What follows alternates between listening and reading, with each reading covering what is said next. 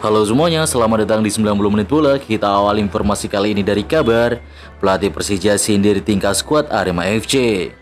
Keributan terjadi antara ofisial dan pemain Arema FC dan Persija Jakarta dalam pekan ke-12 BRI Super League di Stadion Kanjuruhan, Kabupaten Malang.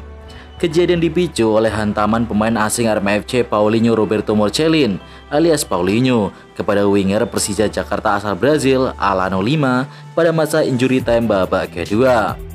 Insiden yang berlangsung di pinggir lapangan, tepatnya di depan bangku cadangan Persija itu, memancing emosi dari ofisial tim ibu kota. Sejumlah pihak dari kedua kesebelasan terlibat adu mulut. Pelatih Persija Mauricio Souza menyayangkan kejadian tersebut. Dia menganggap sepak bola seharusnya tidak menjadi aksi saling serang di luar permainan. Terkait insiden di akhir pertandingan, itu adalah hal yang tidak ingin kami lihat dalam sepak bola. Sepak bola harus diselesaikan di dalam lapangan. Tidak ada yang masuk ke lapangan untuk berkelahi, ujar Souza. Pernah buat oleh cedera, Paulinho Mocelin berulah lagi. Pemain Arema FC Paulinho Mocelin kembali membuat ulah kontroversial di Indonesia. Setelah pada awal musim membuat Ole Romeni mengalami cedera parah, kini pemain asal Brazil itu jadi biang keributan yang membuat wasit mengeluarkan 3 kartu merah jelang laga berakhir.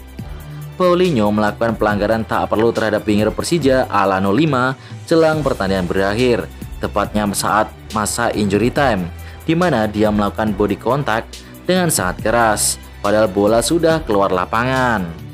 Kejadian itu membuat Alano Lima bereaksi keras. Dia langsung menghampiri Paulinho untuk mempertanyakan maksud dari aksi pemain Arema FC tersebut. Bahkan Alano sampai memegang bagian dagu Paulinho. Kejadian dan keributan itu membuat pertandingan terhenti cukup lama sebab ofisial Arema FC turut terlibat dalam kejadian aksi protes ofisial tim Persija Jakarta. Para pemain kedua tim sempat coba memisahkan, tapi ada juga yang tersulut emosinya. Pertandingan pun sempat terhenti sekitar 5 menit. Aremania minta tim Arema FC jangan bikin malu. Aksi bentrokan antara tim Arema FC versus Persija mendapatkan sorotan dari kelompok kedua supporter.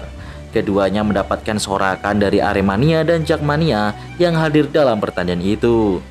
Kedua supporter yang dikenal seperti keluarga ini justru cukup harmonis saat berada di tribun. Kedua supporter terlibat cukup mesra di tribun dengan berbaur tanpa ada sekat yang memisahkan keduanya. Laga ini pun akhirnya dimenangkan oleh Persija dengan skor 1-2. Presiden Aremania Ali Rifki menyayangkan kejadian kerusuhan tersebut. Ia mewakili Aremania memberikan pesan kepada pelatih hingga pemain Arema FC untuk menjaga nama baik. Pasalnya saat ini Aremania tengah berbenah menjaga nama baik sehingga kejadian kerusuhan seperti kemarin kembali mencoreng nama Arema. Aremania dan The Jack tunjukkan momen akur nan damai. Aremania dan The Jackmania kedapatan saling menunjukkan momen keakraban dan suasana damai. Hal itu tercipta saat laga Arema FC kontra Persija Jakarta. Saat ini tengah bergulir pertandingan sengit antara dua raksasa di Super League atau kasta tertinggi Liga Indonesia. Duel pekan ke-12 ini mempertemukan kesebelasan Arema FC kontra Persija. Meski laga ini terbilang panas karena masing-masing kesebelasan berambisi meraih kemenangan, namun ada suasana damai yang tercipta, tepatnya di area tribun penonton yang ditunjukkan dua supporter besar, yakni Aremania dengan The Jackmania. Ada sebuah pepatah dari keduanya, dalam setiap merahku selalu ada birumu, dan sebaliknya. Bukti The Jack dan Aremania sudah seperti saudara. Bernardo Tavares negosiasi dengan Persebaya. Belum lama ini Bernardo Tavares santer dikaitkan dengan Perseba Surabaya. Hal ini tak lepas dari sejumlah bocoran hingga indikasi yang terungkap. Nama pelatih asal Portugal Bernardo Tavares dikabarkan diminati oleh klub Super League yakni Persebaya Surabaya. Selain Persebaya ada beberapa klub di Super League juga meminati doi, di antaranya Dewa United, Persis Solo, dan Madura United.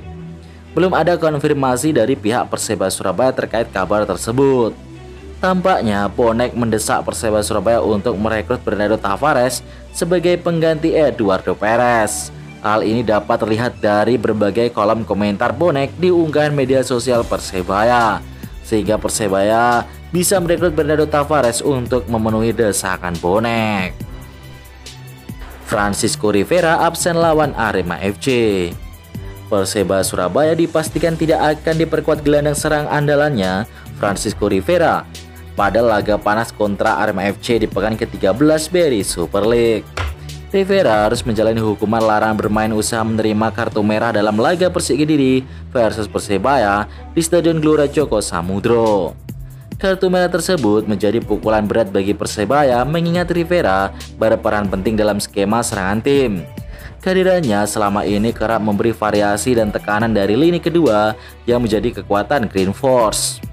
Laga kontra Arema FC diyakini tetap panas dan penuh tekanan, terlepas dari siapapun pemain yang turun ke lapangan. Perseba Surabaya dituntut tampil maksimal demi menjaga marwah dan kepercayaan supporter setia mereka. Mark Locke ungkap rahasia epic comeback Persib. Kemenangan dramatis Persib Bandung atas Selangor FC di Malaysia menjadi malam yang tak terlupakan bagi tim dan bobotoh. Menurut Kapten tim Mark Locke, kemenangan dramatis itu adalah bentuk persembahan untuk bobotoh yang selalu setia mendukung. Ia menilai semangat para supporter yang datang langsung ke Malaysia menjadi motivasi besar bagi tim di tengah situasi sulit. Pemain berdarah Belanda itu menegaskan bahwa kebersamaan tim dan keyakinan penuh menjadi kunci utama kebangkitan Persib. Meski sempat tertinggal 2 gol, tidak ada rasa panik di antara pemain, justru semangat untuk membalikan keadaan semakin kuat. Berkat kemenangan ini, Persib semakin kokoh di puncak klasemen grup G ACL2. Mereka kini hanya membutuhkan 1 poin lagi untuk memastikan langkah ke babak berikutnya. Bojan Hoda indikasi Liga Indonesia lebih bagus dari Malaysia. Pelatih Persib Bandung Bojan Hoda mengomentari sepak bola Malaysia setelah kemenangan di Liga Champions Asia.